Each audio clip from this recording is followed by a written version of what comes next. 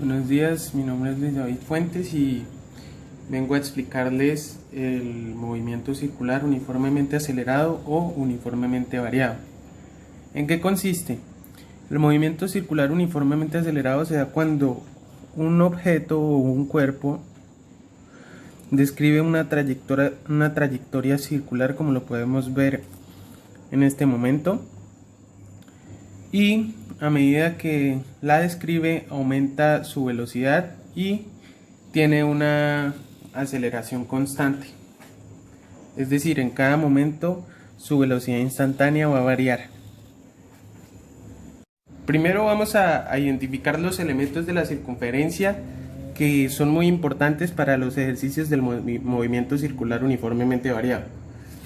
Primero, hallamos el ángulo θ, que es el ángulo que el cuerpo barre mientras que hace su recorrido.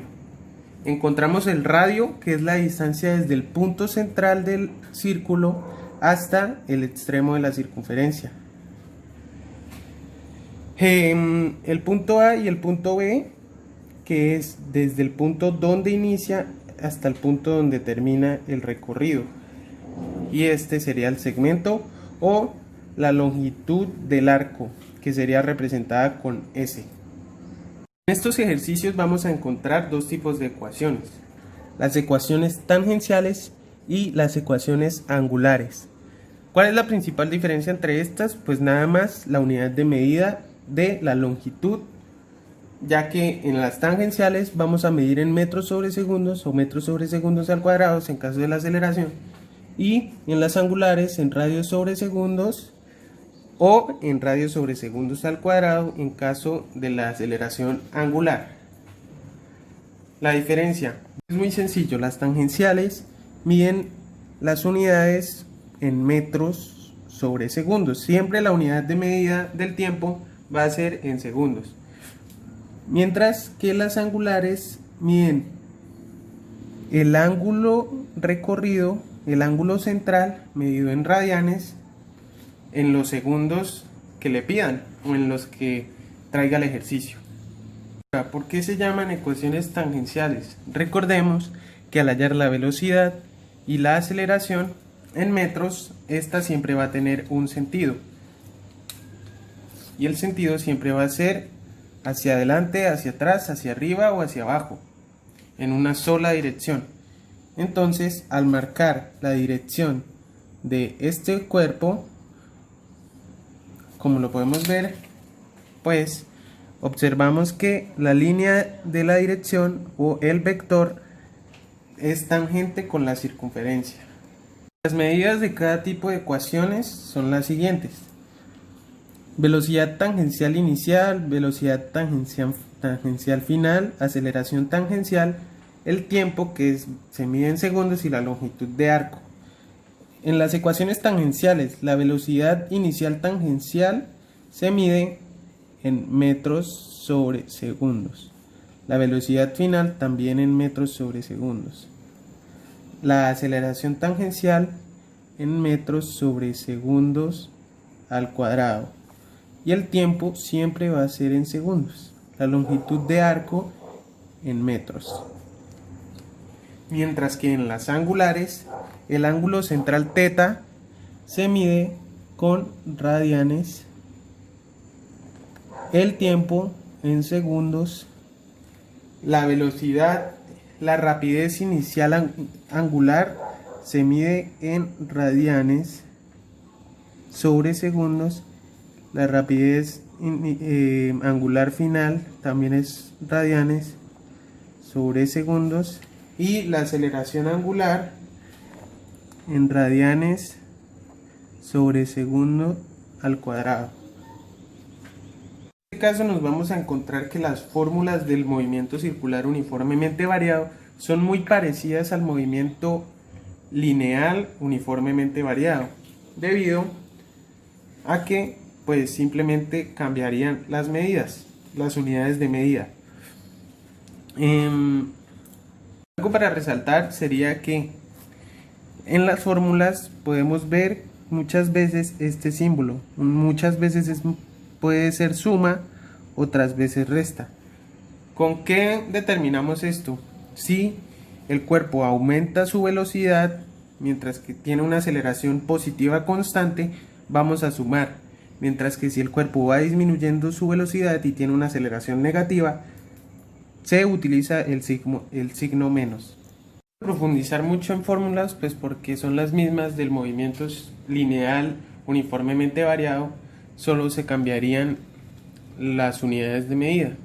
Pero sí, un dato curioso es que recordemos que la longitud de un arco se saca multiplicando teta, S es igual a teta por el radio de la circunferencia.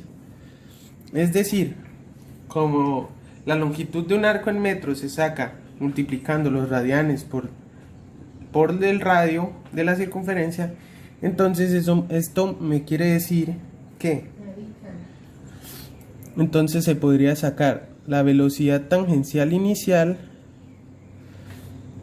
multiplicando la rapidez inicial angular por el radio.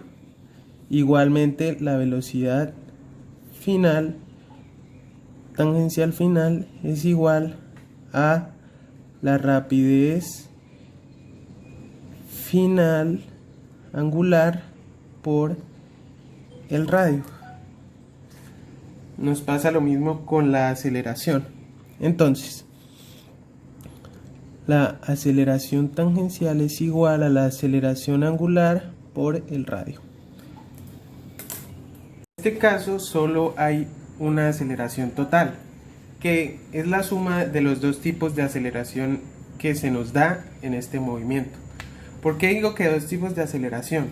Debido a que está la aceleración tangencial, que la podemos ver representada por este vector, y bueno, la velocidad, y la aceleración centrípeta, que vendría siendo la que va hacia el centro y es perpendicular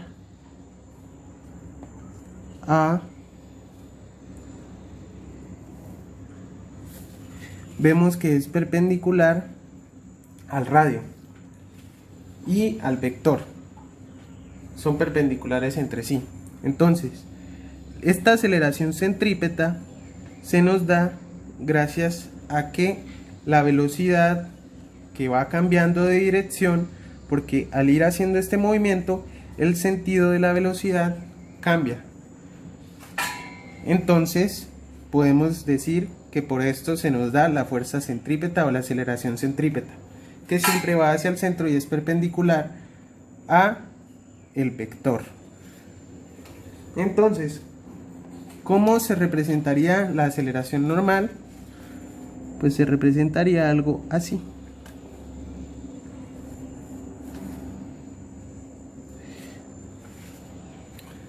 En este caso, vemos que al ser perpendicular, se nos formaría acá un triángulo rectángulo.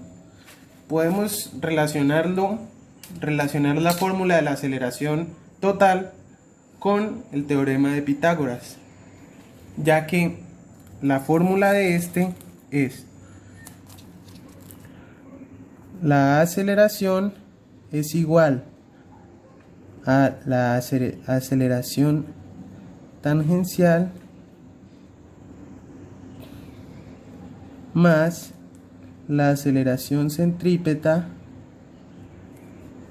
al cuadrado, las dos, bueno, la aceleración al cuadrado, y luego entonces la aceleración es igual a la raíz de la suma entre aceleración tangencial al cuadrado más aceleración centrípeta al cuadrado, y esto nos daría la aceleración total o aceleración normal, pues, o sea, aceleración simplemente.